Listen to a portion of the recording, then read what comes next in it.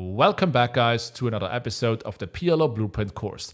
In today's video, I'm going to dive deeper into a hand that I've played recently at 500 PLO. I'm going to first of all recap the hand from an in-game standpoint, so that means I'm going to talk about the things that I've fought in real time and then dissect the hand over multiple streets using Monker Solver, breaking down our range composition, breaking down our general base strategy, and then also create some hypothetical different scenarios where, for example, the turn card or the river card would be different to understand the concepts behind our decision making better. Without further ado, we're going to get started with the hand in question. We have an MP open. Our opponent is covering us. We are sitting on 134 big blinds. And he plays a very loose, aggressive style pre-flop. VPIP is 42% and PFR is 28. 3-bet, though, is only 2.6. And that sort of like goes congruent with his post-flop style. He is playing very passive post-flop. He likes to get involved pre-flop, but not too aggressively. So he doesn't 3-bet a lot. I generally mark those guys as loose passive, and when it comes to my 3-bet decision here, I have a pretty easy 3-bet because his open raising range is not a typical MP open raising range, but more along the lines of like between the 30 and 50% range. The hand sample is not that large, but in the sim, I was working with a cutoff versus button scenario. So we 3-bet with ace king, Jack 10. You got to be a little bit careful. Generally, you want to 3-bet here, but if your opponent is very wild in terms of 4-betting, you might also just want to flat. Or if there's another player behind you that is very bad, you might want to come in as a call because the hand is dominating a lot of hands. That being said, again, this guy doesn't like 3-betting as much, and that very often also goes hand in hand with his preference in terms of 4-betting. So he's probably also going to 4-bet very tight. So he goes ahead and calls a 3-bet, and we are on an ace-high board, which is the topic, of course, in a 3-bet pot. Ace-9-5. Rainbow should have pretty much 100% c-bet frequency for imposition. So we go and bet half pot here, holding top pair, 3 overs, backdoor, nut, flush draw, and our opponent calls. The turn is a king of diamonds, so this is obviously an amazing card for my hand, but also for my range. My opponent goes ahead and checks. So we have an SPR of a little bit bigger than 2, and I go ahead and bet very small here, only 1/3 of the pot. My opponent calls. River is a queen. We river the nuts. He checks one more time. At this point, I only bet 21 big blinds into 84. He makes a snap call, and he ends up showing down the ace, queen, deuce, 4. So what I want to do right now is I want to talk a little bit about sizing preferences and how to approach the flop, turn, and river to begin with, and then also look a little bit into my opponent's decision making and also how to actually figure out what hands I should be utilizing as a bluff in order to come out with a balanced range. We're now going to start off with the flop, ace-9-5. The out of position player has no leading range, no surprise at 100 big blinds, even 135 big blinds. Very often the player that is facing a 3-bet is going to 4-bet with all ace-ace combinations, and therefore the polarity advantage is very clearly in the imposition seat, and there's no reason to lead out. You can see here the distribution of equity is clearly in favor of the red player, which is the imposition player, which is the 3-better, 63.4% equity. So once checked to the button, he's going to c-bet at a roughly 90% frequency, not a big surprise, utilizing a half pot size sizing only, also not a big surprise after watching the first video. And then there are a few hands in here that do want to check back. Just glancing over the combinations, we will see a lot of hands that have showdown value and dislike being check raised a lot because they will have to leave substantial equity on the table. For example, king, 7-8 with 2 backdoor flush draws. Here we have a gut shot, which is going to be very valuable because it's to the nuts. And also we have set outs, which are also very valuable because hitting a king here is pretty much the equivalent of having the nuts on the turn. And therefore getting check raised with a hand like king, 7-8 or queen, 7-8, especially holding 2 backdoor flush draws, is definitely not great. I'm going to utilize another breakdown over here in order to talk a little bit about what hands are generally going to check back here and should think about it. We can see a little bit of top set, and that is just because the board is very dry, ace-9-5 rainbow. I wouldn't check back top set very much if the board is two-toned unless you have the flush draw to go with it. Then we have top and bottom pair. Top and bottom pair is a hand, a class here on ace-9-5 that is actually doing really poor oftentimes against ace-9, and therefore it looks forward to check back. Also, like ace-5 combinations at 3-bet preflop are often not going to make very strong 2 pairs on many turn cards. So therefore, we rather just trying to keep the pot a little bit smaller going forward. So when we go to top and bottom, you can see 13% check back, utilizing the syntax and pasting it in here. We can see that there are some combinations on the left-hand side that do make sense to check back. Ace 4-4-5 has a hard time improving, where contrary to Ace King 5-4 with 2 backdoor flush draws has a much easier time to improving and also more equity when getting jammed. So when you do see bet top and bottom facing a raise, you do not want to fold, and therefore you're not betting hands that do very poor against a check raising range when you have a chance to take a free card. So hands that have ace 5 and poor backup are generally going to check back for pot control. Then there are other hands that also do want a pot control, and we see here bottom 2 pair, pretty much the same idea. You don't want to bet fold bottom 2, so if you have a bottom 2 type of hand that needs to bet fold, just go ahead and check back. A top pair in a straight draw is sometimes going to check back if we have, for example, no backdoor flush draws, because we have less equity when the money goes in. And then top pair without a straight draw is also going to check back some of the time. Let's have a look into this strength bucket in more detail because it's a quite interesting one. So top pair, no straight draw, is going to bet the flop at a high frequency, of course, but sometimes we will check back. And the main idea here is that you want to be quite polarized, which means if you have top pair that can easily stack off, because, for example, you have 3 overcards and a backdoor not flush draw, so ace, king, jack 10, like the hand that I had, then you just go ahead and bet. And if you have a backdoor flush draw or 2, you're preferably betting half pot. And if you get raised, you're going to stack off because you have 3 overcards. But if you do have a more problematic hand because you do not have 3 overcards, for example, ace, jack 10, 7, then you're going to check back for 2 reasons. First of all, you have less equity when getting jammed. And then secondary, you have more playability when getting a free card. So the ace, jack 10, 7, for example, can turn wraps, can turn flush draws, where a hand like ace, king, jack 6, for example, is not going to turn as beneficial and therefore is more likely to just pot the flop or bet in the first place. And then you have other ace-x hands that are doing really poorly in terms of turn distribution when you check back, and you're just trying to get as much fold equity as possible by betting half pot on the flop. Betting half pot because you don't want to overcommit yourself when getting jammed. So ace, queen, queen, deuce, for example, has no business betting pot and also has no business checking back because the turn playability is too poor. So it's just utilizing those hands to bet fold. Ace, king, king, 4, same story. Not enough equity to stack off, so it's just going to check back unless you have 2 backdoor flush draws and the backdoor straight draw with ace 4. That is going to add more playability towards turns, and therefore you're going to check back. But generally speaking, the idea is to be quite polarized with ace-x, generally betting if you have a gut shot, if you have 3 overcards with backdoor flush draws, because all those hands can stack off. And if you have the very bottom end in terms of playability, ace, king, king, ace, queen, queen, ace 4-4-3. Well, ace 4-4-3, not that it is a high frequency 3-bet. It's actually not in the 3-bet range at all. Maybe ace 7-7-4 is going to be a bet fold, I would guess. Just because the playability is too bad. Again, those hands are basically going for the bet fold because they don't benefit enough from the free card. Now, when you look into the hands that are actually weaker, for example, kings through 10s, a substantial part is checking. And the hands that are checking here are hands that actually do have are quite turn determined, which means you can turn draws and mate hands that are very strong, quite frequent, and therefore the free card is more valuable to you. So looking at this strength bucket right over here, when we look into the impositions player strategy, we can see hands like king, king, 7-6, already talked about that before, a queen, queen, 6-8.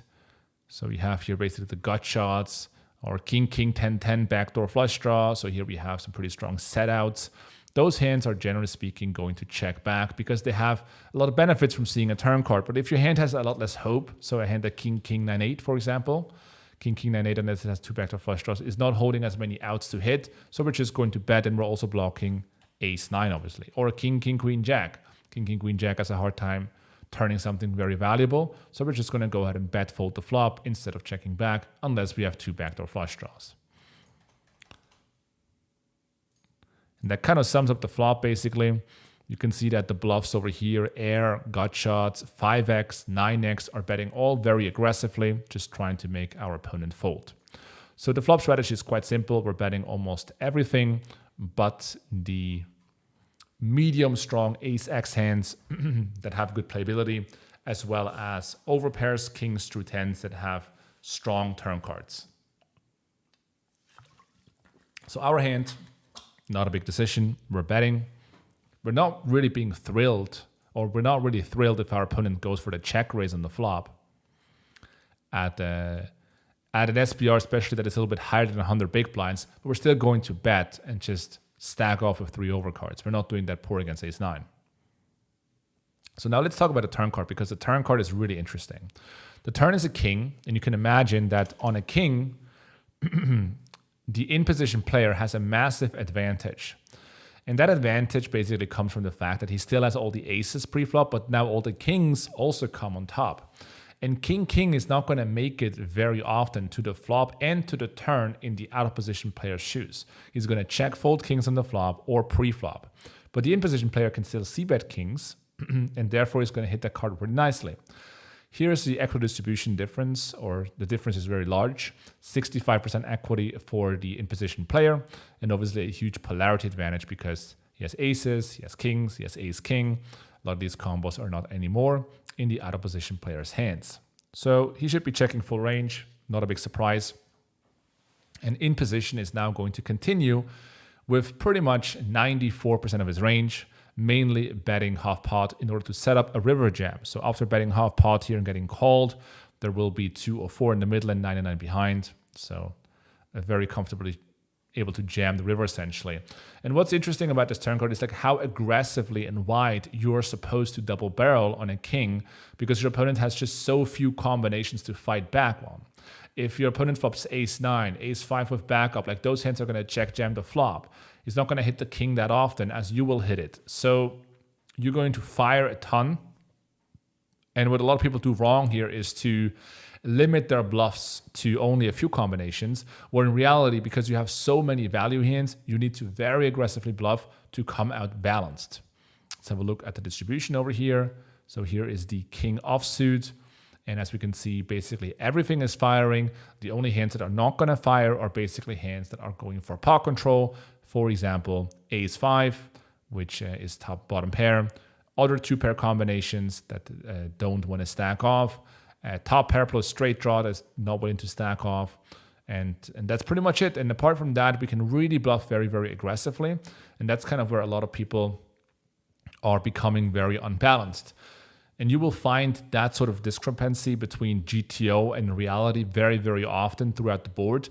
The fact that when people go from flop to turn to river, they become more and more unbalanced because they're not going to keep their range enough balanced by not including a lot of the bluffs.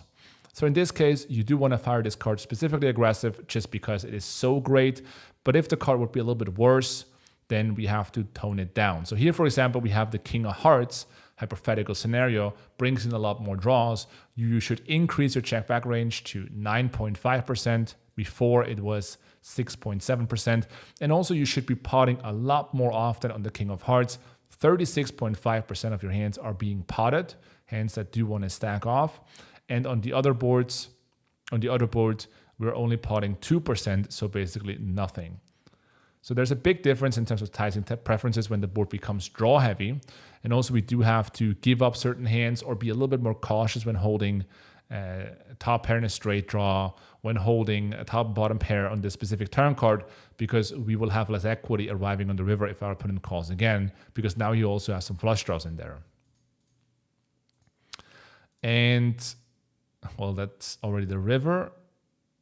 And I think that's pretty much it. When the turn card becomes lower, like a jack or a queen, you obviously want to tone it down again a notch and also use more pot size sizings because your aces need more protection on a card like a queen or a jack. Just going to break down right now the king of hearts to show you guys sort of the comparison here at the top. So what you will see here is just going to drag this. Oh, let's leave it there, I guess.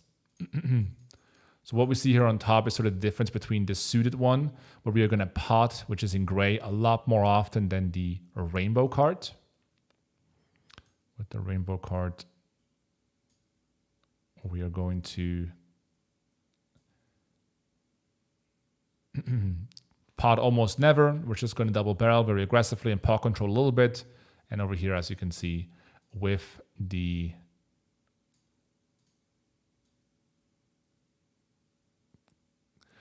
king of hearts, we're going to go ahead and pot a lot more often, 36% at a time. So there's a massive shift in bet size preferences.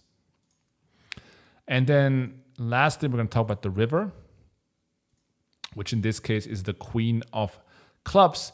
And the biggest thing you need to understand about the river strategy is that a lot of people, when they think about the way they want to bluff on the river, they're trying to allocate these bluffs in the turn and then fire the river almost regardless of what the river is. The reality is, though, the way you should think about the turn is that you do need to pack a lot of guys, so to speak, with you that you then can sometimes utilize on the river. So your river strategy is very susceptible to exactly what card rolls off. Let me break this down in more detail. On the queen, we still have a massive equity advantage. Some of the semi-bluffs we had, we're getting there, but also just aces has so much equity at this point. And therefore, the in-position player is going to shove a lot. Out-of-position player has basically no leading range. In-position player is going to jam 75% of his range. Now, what we need to understand is that a lot of the semi-bluffs will get there as well, that we are betting on the turn, hands like Queen Jack 10-9, for example, although Queen Jack 10-9 is not such a great bet on the turn. But let's say, let's go back to the turn card right over here. And let's say we had Jack 10 on the turn that has less than an ace. Then you can see a hand like Jack 10-9 deuce, for example, is betting. Jack 10-9 4 is betting. Queen Jack 10-4 is betting on the turn. Jack 10-6 8 is betting with a double gut shot. And we will have those combinations obviously a lot more than our opponent. But the majority of our value range will come obviously from aces or ace king or king king. And if we do not have such hands, we do want to bluff a lot of the times. What you want to think about is how much showdown value do individual hands have on an individual river? And that is one of the biggest questions you need to ask yourself when it comes to your bluffing strategy. When your opponent checks and you're in position, you should think about what is the EV of a check back. And if the EV is really low, you probably have a bluff, especially if you have a range that is composed out of a lot of value hands, which is exactly the case right over here. So looking deeper into the river strategy, I'm going to bring in the Excel again.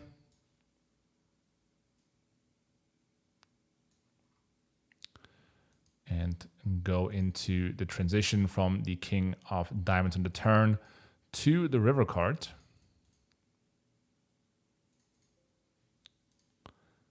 Let's go a little bit closer right over here. And on the river, we can see now, obviously, these are all the value bets. Straights, aces, kings, queens are in fact going to check the river quite often unless we're blocking straights. Then we have nines shoving the river. And fives are shoving the river, like all these value hands. Top two pair, ace king is shoving the river. Then any two pair combination is not, which is very important to take away here from.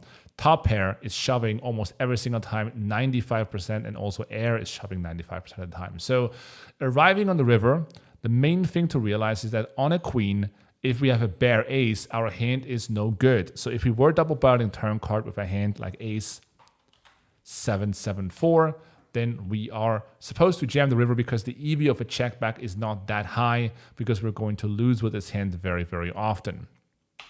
But if we were bluffing on a turn with a king that is now holding two pair, we're generally going to check. So a hand like king, queen, jack, jack, or that hand, let's say king, jack, jack, 9 is going to check back. King, queen, jack, jack is not in our 3 betting range. It's going to check back because of the showdown value we have. So what we're going to turn into a bluff on the river is going to be ace X, which is functioning great as a blocker to pocket aces. And then also hands that are just absolutely nothing. So in this case, it could be something that is a hand that is weaker than an ace. And you can see on the right-hand side, 85% of the combinations that are weaker than an ace are going to jam. If we say weaker than a king even, then we see 98% of the combos are going to jam. So those are going to be all like the pair and gut shots that didn't benefit enough from checking back on the turn because we're firing the turn anyway very aggressively, that are now going to go all in on the river. A lot of these combinations have also one straight blocker, a jack or a 10. And they're just going to shove the river in order to balance our value range because we have so many value combos. And that's the way you allocate the bluffs on a queen, right? you have to recognize that ace-x is no good, and obviously total air is no good, but you have so much value that you're totally easy to just bring all that air into your range and fire with it.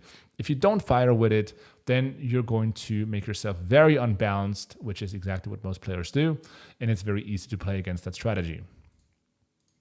When we now take sort of the same concept into a different river card, for example, the 3 of spades, then we should think about a couple of key things. For example, on a 3 of spades, obviously out of position has no leading range. If we hold a hand that is an ace and not bigger than 2 pair, 5-3, then we can see we're bluffing now only 17 or 18% of those ace-x hands. And we're going to check back all the rest. So the reason is because ace-x has a lot more showdown value on a 3 than on a queen. Because our opponent doesn't back into ace-queen, for example, doesn't back into straights, for example. I mean, straights are not going to fold, but it's not going to back into as many 2-pair combinations, but he's going to whiff the straight. So like on this card, our opponent can still have a queen jack 10-9, for example. He can still have ace jack 10, and if we have a hand like ace queen, we're still going to be good at this point. So it's important to recognize that in this situation, ace-x has a lot more showdown value and is therefore not going to bluff. So we need to allocate our bluff somewhere else. For example, when you look at king-x, then you can see even king-x in this situation is not going to bluff very often for the same very reason. In the other example, right over here on the queen, if we do have king-x that is not bigger than 9-5, so no 2-pair, then we are going to bluff a little bit more aggressively just because it has less showdown value. But the main thing to recognize is that if you have a king in this spot, it's more worth than in other situations. Other hands that are going to bluff on a 3 in that case are going to be hands that are not going to beat an ace. So if you think about a 9x, for example, could be a good one. So x that is not bigger than a king. You can see that 90% of our hands are going to jam. So in this case, we're going to jam very, very aggressively with anything that cannot beat a king, but we're not going to jam as aggressively with an ace or a king. So always ask yourself, how much showdown value do we have? And also how much value do you have? And if you have a ton of value and you have hands that have low showdown value, then use all those low showdown value hands in order to turn them into a bluff on the river and jam all in with them.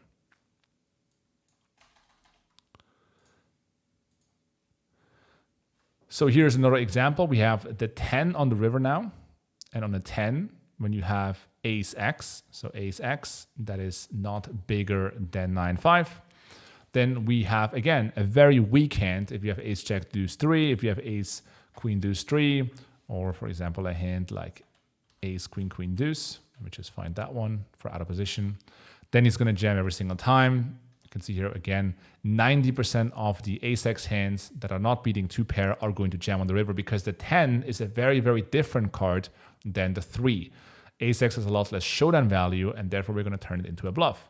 And the same thing is true for king. So king-x, that is not bigger than 9-5, is going to very few combinations in the first place. I guess these are not jamming, these combinations on the left-hand side, because they are unblocking 7-6 and 7-8 type of combinations. But the idea is king, queen, queen 7, king, queen, queen 8. They don't have a lot of showdown value. They're going to turn themselves into a bluff. And then again, because our 3-bet range is so strong, if we have a hand that is weaker than a king, we're going to go all in on the river one more time. This is, this sounds very aggressive when you are taking like that very bottom of your range. You're going to jam on the 10, on the 3, or on the queen. But the reality is your 3-bet range is very tight in this spot. Button only has an 8% 3-bet range, and you arrive on the river here with a hand that is less worth than a king so infrequently that it's completely fine to turn all those hands into a bluff, because otherwise you're not going to reach the right ratio of bluff to value.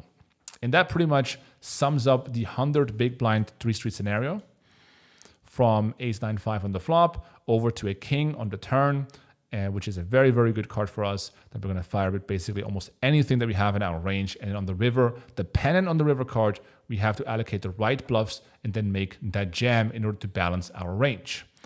In a future video, I'm going to also talk about what the differences are on the king if we are deep stacked, because there are very, very large differences when it comes to our bet size preference, because when you do have such a large polarity advantage, you do want to leverage stack sizes, quote unquote, at all costs. More about that in the future videos. Hope you enjoyed this episode. Fernando over and out.